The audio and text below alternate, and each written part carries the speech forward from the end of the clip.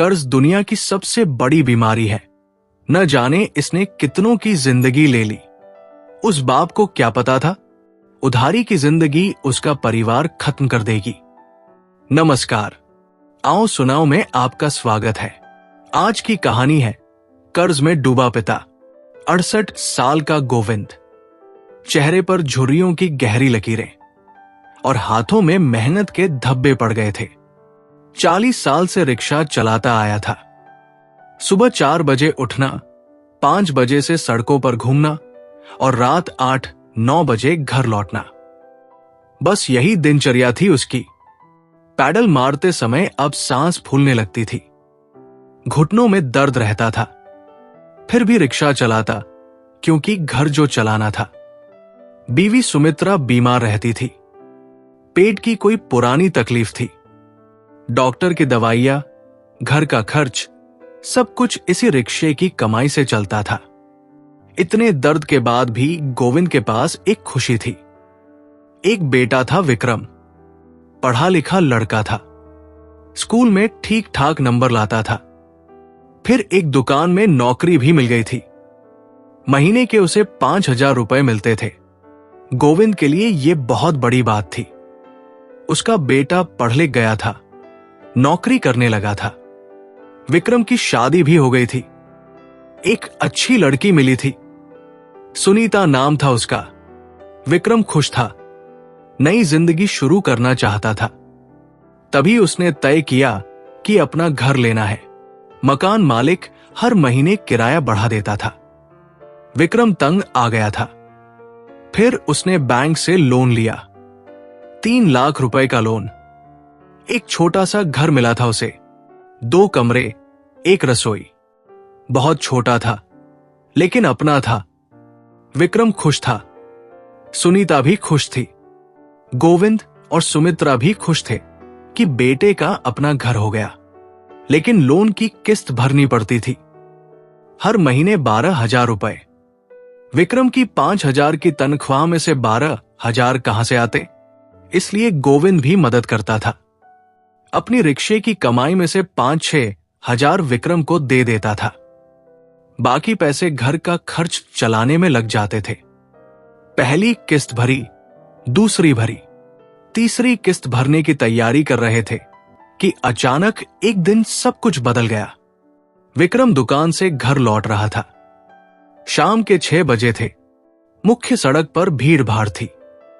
Truck, बस, car, rickshaw सब चल रहे थे। विक्रम साइकिल से जा रहा था। तभी एक तेज रफ्तार ट्रक आया। ड्राइवर शराब पिए हुए था। उसे कुछ दिखाई नहीं दे रहा था। सीधे विक्रम की साइकिल से जा टकराया। विक्रम वहीं गिर गया। सिर में बहुत चोट लगी, खून बह रहा था। लोग भीड़ लगाकर खड़े हो गए। कोई अस्पताल ले जाने को तैयार नहीं था। सब देखते रहे। आधे घंटे बाद कोई पुलिस वाला आया। तब तक बहुत देर हो चुकी थी। अस्पताल पहुंचाया तो डॉक्टर ने कहा कि बहुत देर हो गई। विक्रम की सांसें रुक गई थी। वो चला गया था। गोविंद के पास खबर पहुंची तो उसकी दुनिया हिल गई। 40 साल रिक्शा चलाने के बाद भी कभी इतना दुख नहीं हुआ था। बेटा चला गया था, उसका इकलौता बेटा, जिसके लिए इतनी मेहनत की थी, जिसे पढ़ाया था, जिसकी शादी की थी, जिसके घर के लिए पैसे दिए थे। सुनीता रो रही थी, गोविंद रो रहा था, सुमित्रा बेहोश हो गई। मोहल्ले के लोग आए, सांत्वना दी, फिर चले गए। अंतिम संस्कार हुआ, सब खत्म हो गया। सुनीता अपने मायके चली गई। कहा कि अब यहां नहीं रह सकती। यादें आती है विक्रम की। गोविंद ने मना किया लेकिन वो नहीं मानी, चली गई। अब घर में सिर्फ गोविंद और सुमित्रा रह गए। दोनों बूढ़े, दोनों बीमार, दोनों टूटे हुए। लेकिन दुख अकेला नहीं आता। विक्रम के मरने के 1 हफ्ते बाद बैंक वाले आए। कहा कि लोन की किस्त नहीं आई है, कब देंगे पैसे। गोविंद ने समझाने की कोशिश की कि बेटा गुजर गया है, कुछ दिन का समय चाहिए। लेकिन बैंक वालों को कोई फर्क नहीं पड़ा। कहा कि किस्त रुक नहीं सकती, हर महीने देनी पड़ेगी। अब गोविंद क्या करता? विक्रम की नौकरी गई, 5,000 की तनख्वाह गई, सिर्फ रिक्शे की कमाई बची थी। लेकिन अब रिक्शा भी ठीक से नहीं चला पा रहा था। विक्रम के गम में इतना टूट गया था कि पैडल मारने की ताकत ही नहीं बची थी। पहले दिन में 100-150 रुपए कमा लेता था, अब 50 रुपए भी मुश्किल से आते थे। कभी कभी तो बिल्कुल कुछ नहीं मिलता था। घर आकर सुमित्रा से कहता कि आज कमाई अच्छी रही, लेकिन सच ये था कि जेब में 10-20 रुपए से ज्यादा नहीं होते थे। महीना पूरा होने तक घर में राशन खत्म हो गया। चावल नहीं था, दाल नहीं थी, तेल नहीं था। सुमित्रा की दवाइयां भी खत्म हो गई। उसकी तबीयत और खराब होने लगी। गोविंद ने सोचा कि मोहल्ले के लोगों से मदद मांगनी चाहिए, लेकिन पहले भी कई बार उधार लिया था। 10,000 रुपए यहां वहां से लिए थे विक्रम की शादी के समय, अब तक वापस नहीं कर पाया था, इसलिए कोई उधार देने को तैयार नहीं था। एक रात गोविंद और सुमित्रा भूखे सो गए। खाने को कुछ नहीं था। पानी पीकर पेट भरने की कोशिश की, लेकिन भूख मिटी नहीं। सुमित्रा ने पूछा कि कल क्या खाएंगे? गोविंद ने कहा कि कल रिक्शा चलाऊंगा, पैसे आएंगे तो खाना लाऊंगा। लेकिन अगली सुबह एक और झटका मिला। गोविंद रिक्शा लेने गया तो देखा कि रिक्शा गायब है। रात में कोई चुरा ले गया था। उसका एकमात्र सहारा, उसकी कमाई का जरिया, सब कुछ चला गया था। गोविंद वही खड़ा रह गया। समझ नहीं आ रहा था कि क्या करे। रिक्शा के बिना कमाई कैसे होगी? घर में खाने को कुछ नहीं था। सुमित्रा की दवाइयों के पैसे कहां से आएंगे? बैंक की किस्त कैसे भरेगी? पास पड़ोस के लोगों से पूछा कि किसी ने रिक्शा देखा है क्या? सबने कहा कि पता नहीं। कोई मदद करने को तैयार नहीं था। रात में चोरी हुई है तो पुलिस में रिपोर्ट करो, ऐसा कहकर सब अपने काम में लग गए। पुलिस थाने गया तो वहां भी कोई सुनने वाला नहीं था। एक पुलिस वाले ने कहा कि रिक्शा चोरी की रिपोर्ट लिखवाने के लिए 200 रुपए लगेंगे। गोविंद के पास 200 रुपए कहां थे? खाली हाथ वापस लौट आया। अब क्या करता? घर जाकर सुमित्रा को कैसे बताता कि रिक्शा चोरी हो गया है? वो परेशान हो जाएगी, उसकी तबीयत और खराब हो जाएगी। मजबूरी में मोहल्ले के लोगों के पास गया। राम प्रसाद से कहा कि कुछ पैसे उधार दे दो, 2-3 दिन में वापस कर दूंगा। राम प्रसाद ने सीधे मना कर दिया। कहा कि पहले के पैसे अभी तक नहीं लौटाए हैं, अब और कैसे दूं? श्याम लाल के पास गया, वो भी मना कर गया। कहा कि बेटा नहीं रहा तो अब पैसे वापस कौन करेगा? हमें भी अपना घर चलाना है। मुकेश के पास गया, उसने तो और भी बुरा व्यवहार किया। कहा कि अब तुम्हारा कमाने वाला कोई नहीं रहा, हमारे पैसे डूब जाएंगे, जाओ यहां से कहीं और जाकर मांगो। गोविंद को बहुत बुरा लगा। ये वही लोग थे जो पहले इज्जत करते थे। विक्रम के मरने के बाद सबका व्यवहार बदल गया था। अब कोई उसकी मदद करने को तैयार नहीं था। शाम हो गई, खाली हाथ घर लौटा। सुमित्रा का हाल देखा तो दिल और टूट गया। वो बिस्तर पर पड़ी कराह रही थी। पेट में बहुत दर्द हो रहा था। दवाई मांग रही थी। गोविंद क्या जवाब देता? कहा कि कल दवाई ले आऊंगा। आज रिक्शा खराब हो गया था, इसलिए कमाई नहीं हुई। सुमित्रा ने कुछ नहीं कहा। वो समझ गई थी कि हालात खराब है। रात को दोनों फिर भूखे सो गए। गोविंद को नींद नहीं आई। सोचता रहा कि कल क्या करेगा, कमाई कैसे होगी, रिक्शा कहां से मिलेगा। अगले दिन सुबह होटल वाले रमेश के पास गया। कहा कि बर्तन धोने का काम दे दो, कुछ पैसे मिल जाएंगे। रमेश ने ऊपर से नीचे तक देखा। कहा कि इतना बूढ़ा आदमी क्या करेगा? बर्तन धोना आसान काम नहीं है, जवान लड़के चाहिए होते हैं इस काम के लिए। गोविंद ने विनती की। कहा कि मैं अच्छे से काम करूंगा, बस कुछ दिन के लिए रख लो। रमेश ने फिर मना कर दिया। कहा कि ग्राहकों को अच्छा नहीं लगेगा, जाओ यहां से। दुकानदार मनोज के पास गया, कहा कि दुकान की सफाई का काम दे दो। मनोज ने भी मना कर दिया, कहा कि तुम्हारी उम्र काम करने की नहीं रही, घर जाकर आराम करो। थक हार कर घर लौट रहा था तो रास्ते में चक्कर आ गया, गिर गया सड़क पर। कुछ लोग आकर खड़े हो गए, देखते रहे, कोई उठाने की कोशिश नहीं की। एक आदमी ने कहा कि लगता है बेहोश हो गया है। कोई और बोला कि उम्र हो गई है, ऐसा होता रहता है। काफी देर बाद गोविंद की आंख खुली। अकेला पड़ा था सड़क पर, किसी ने मदद नहीं की थी। धीरे धीरे उठा और घर की तरफ चल दिया।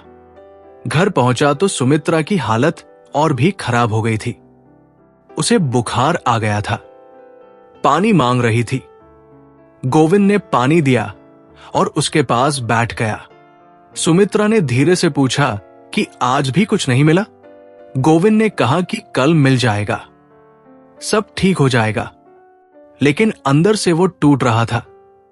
उसे पता था कि कुछ भी ठीक नहीं होने वाला। शाम को बैंक वाले फिर आए।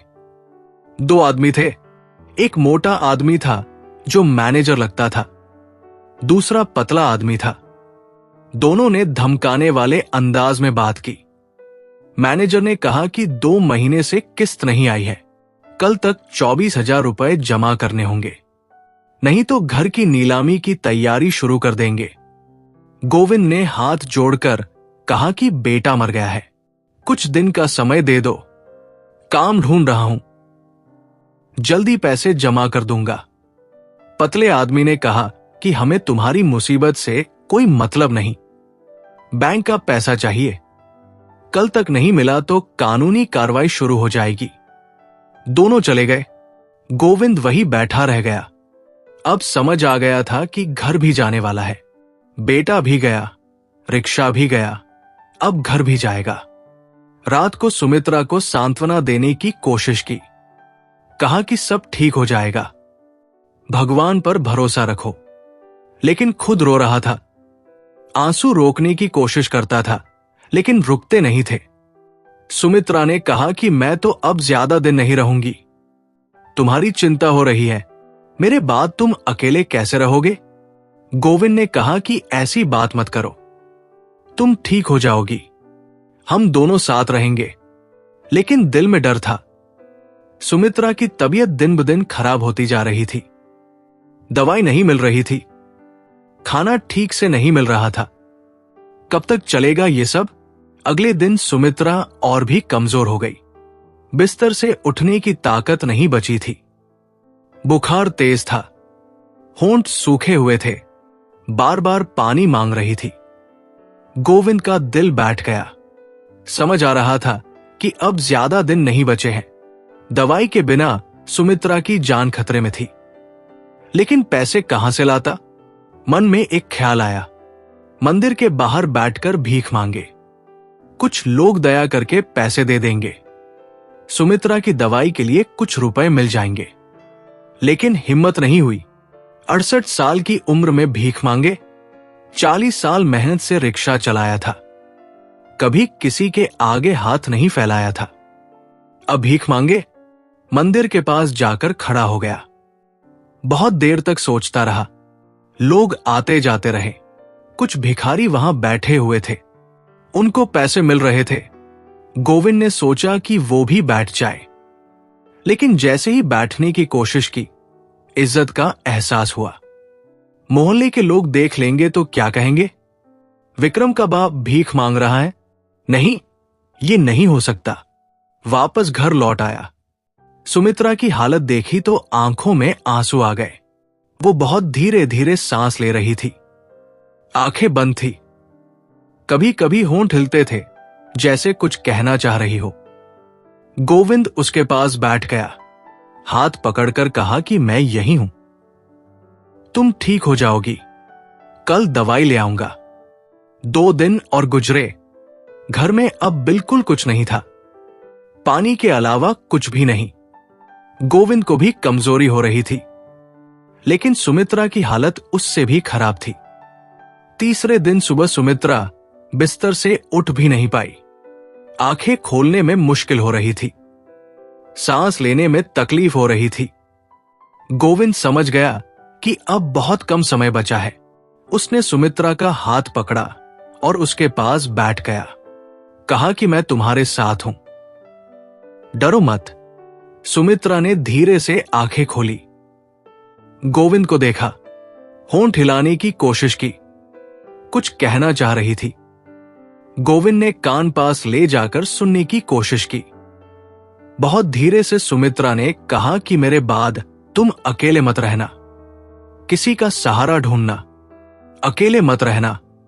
गोविंद ने कहा कि तुम ऐसी बात मत करो, तुम ठीक हो जाओगी, हम दोनों साथ रहेंगे। लेकिन सुमित्रा की आंखें धीरे धीरे बंद हो गई, सांस धीमी होती गई। गोविंद का हाथ पकड़कर उसने अपनी अंतिम सांस ली। गोविंद वही बैठा रोता रहा। अब बिल्कुल अकेला हो गया था। बेटा भी गया, बीवी भी गई, अब कोई नहीं बचा था। मोहल्ले वालों को खबर दी, लोग आए, सुमित्रा के अंतिम संस्कार की तैयारी की। कुछ लोगों ने पैसे दिए, कहा कि ये सुमित्रा के अंतिम संस्कार के लिए है। लेकिन कोई नहीं पूछा कि गोविंद को आगे कैसे जीना है, कैसे खाना खाना है, कैसे दवाई लेनी है। सब अपना फर्ज निभाकर चले गए। अंतिम संस्कार के बाद घर में गहरा सन्नाटा छा गया। गोविंद अकेला बैठा था, चारों तरफ खामोशी थी। अब किससे बात करता, किसके साथ खाना खाता, किसकी देखभाल करता। कुछ दिन इसी तरह गुजरे। पड़ोसी कभी कभार आकर हालचाल पूछ जाते थे, लेकिन कोई मदद नहीं करता था। सब अपनी अपनी समस्याओं में व्यस्त थे। एक दिन अचानक कुछ लोग घर आए। गोविंद ने पहचाना कि ये सुनीता के मायके वाले हैं। सुनीता का बाप था, भाई था, 2-3 और आदमी भी थे। सुनीता का बाप बोला कि हमें घर चाहिए। सुनीता के नाम पर घर है, अब वो हमारी बेटी है तो घर भी हमारा है।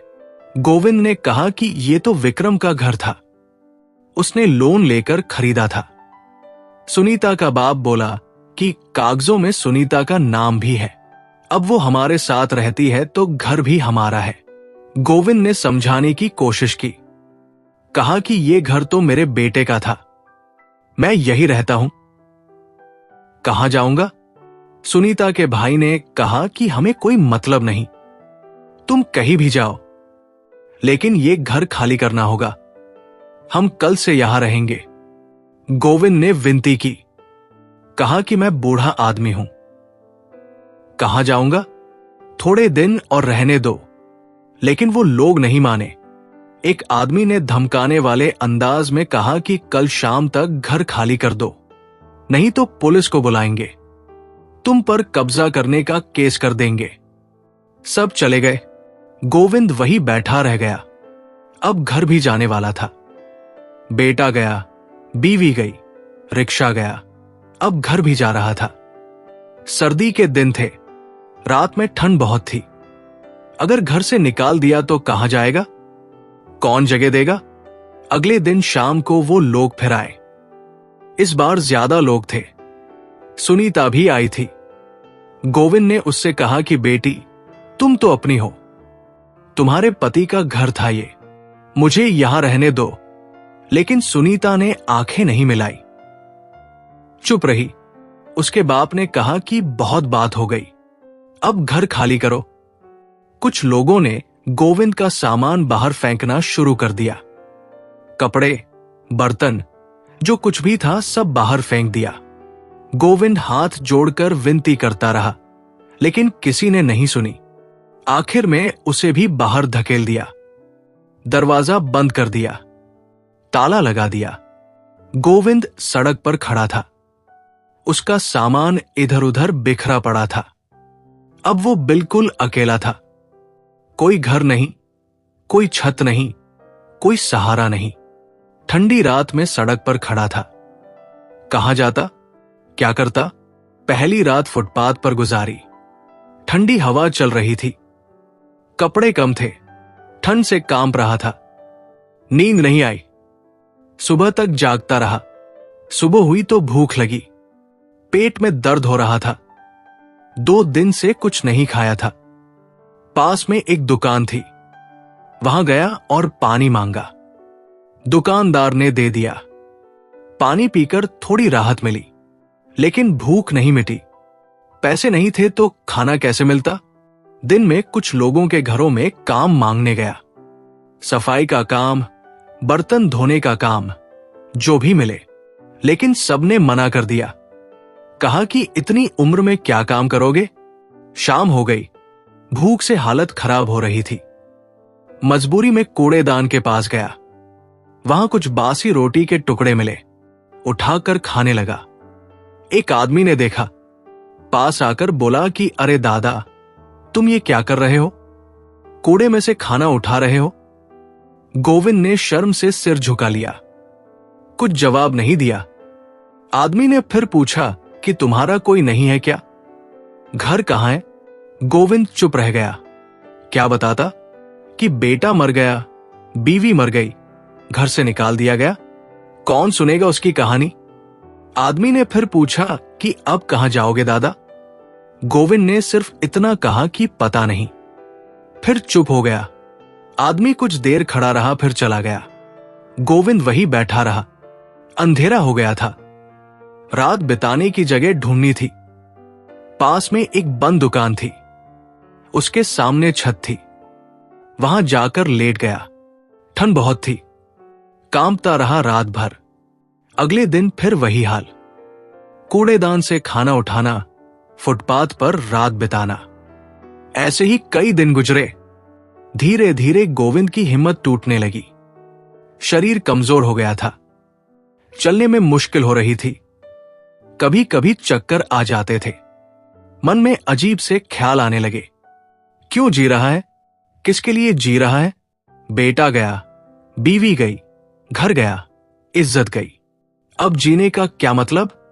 रोज यही सोचता था। क्या फायदा है इस जिंदगी का? कूड़े में से खाना उठाना, फुटपाथ पर सोना, लोगों की नजरों में गिरा हुआ आदमी बनकर रहना। एक दिन बहुत दुख हुआ। दिमाग में विक्रम की यादें आई। छोटा था तो कैसे खेलता था, स्कूल जाते समय कैसे हंसता था, नौकरी मिली थी तो कितना खुश था। फिर सुमित्रा की यादें आई। कैसे खाना बनाती थी, कैसे उसकी देखभाल करती थी। रिक्शा चलाकर थका होकर आता था तो कैसे पानी लाकर देती थी। सब कुछ खत्म हो गया था। हर खुशी, हर सहारा, हर उम्मीद छिन गई थी। उस दिन गांव के बाहर निकल गया। चलते चलते पुराने पुल के पास पहुंच गया। वो पुल जहां विक्रम बचपन में मछली पकड़ने जाता था। साथ में ले जाता था गोविंद को भी। पुल पर खड़ा होकर नीचे नदी को देखा। पानी धीरे धीरे बह रहा था। ठंडा पानी था, सर्दी के कारण बर्फ जैसा ठंडा। बैठकर रोने लगा। बहुत देर तक रोता रहा।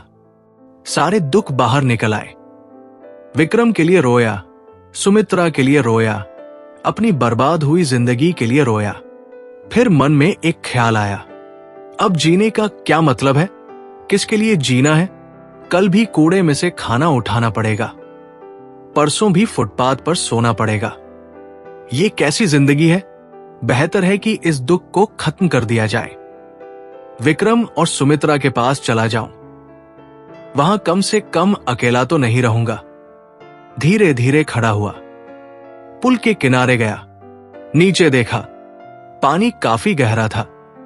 एक बार छलांग लगा दी तो सब दुख खत्म हो जाएंगे। एक पल के लिए झिझका, लेकिन फिर सोचा कि और क्या करना है? कौन इंतजार कर रहा है? कोई नहीं। आंखें बंद की। विक्रम का चेहरा दिखा। सुमित्रा की आवाज सुनाई दी। अब उनके पास जा रहा था। पुल से छलांग लगा दी। ठंडे पानी में गिरा। पानी में डूबने लगा। सांस रुकने लगी। धीरे धीरे सब कुछ अंधेरा हो गया। नदी में बह गया। किसी को पता भी नहीं चला। कोई ढूंढने भी नहीं आया। गोविंद चुपचाप इस दुनिया से चला गया। भीड़ भाड़ वाली दुनिया में एक बूढ़ा आदमी गुमनाम हो गया। न कोई अखबार में खबर छपी, न कोई शोक सभा हुई। बस एक जिंदगी खत्म हो गई, एक कहानी समाप्त हो गई। कुछ दिन बाद किसी को याद भी नहीं रहा कि गोविंद नाम का कोई आदमी था जो 40 साल रिक्शा चलाता था, जिसका एक बेटा था, जिसकी एक बीवी थी, जो इतना दुख सहकर भी अंत तक लड़ता रहा, लेकिन अंत में हार गया, दुनिया से हार गया। कुछ कहानियां दिल चीर कर रख देती है, ये कहानी भी उनमें से एक है। आपके इसमें क्या विचार है? कमेंट करके जरूर बताएं। और हमारे चैनल आओ सुनाओ को लाइक, शेयर और सब्सक्राइब करें।